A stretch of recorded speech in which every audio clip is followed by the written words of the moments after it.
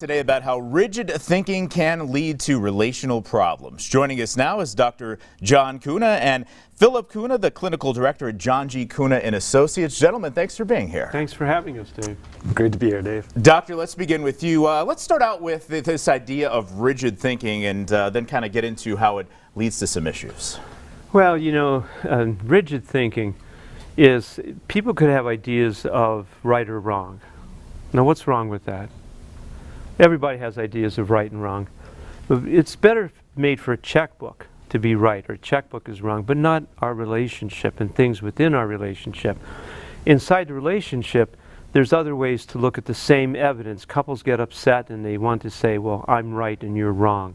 And that's all it is. It can't move or go any farther. And they don't have flexible thinking, which could help them look at the same evidence, but in a different way. You have an example of that? Well, you know, actually I do. But let me stretch the example. Suppose you think of a bridge. If you go up, I live by Nicholson, suppose you go up and look at the Nicholson Bridge.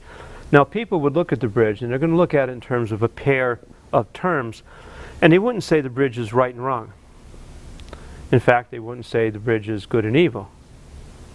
They would say the bridge is risky or safe, and that would make sense if you use those two terms. And people have other terms that they could use when it comes to relationships to make it more flexible. If you notice, when it comes to the marital vows, nobody takes the vow for right and wrong. They take the vow for sickness and in health, rich or poor. And then they take another vow, and I think it's called better or worse. And why is that? You know, surely the people who devise these marital vows have some sort of wisdom. Why not say, I vow to be right for the rest of my married life, or I vow for you to be right, or I vow for him to be wrong? Like, it doesn't make sense. And why is that? It's because those are rigid terms. And if you take the vow for better or for worse, it's a flexible term. It moves forward. It's something that you could say, well, let's look at the same situation, who's right and who's wrong, but no, what's better for me, or what's better for us? If you use flexible terms, they're always plural. It's what a couple can do. If you use rigid terms, it's always a singularity. It's past. You were right. I was wrong. But if you move it forward with flexible terms, you could see the plurality of it. It's a couple's thing.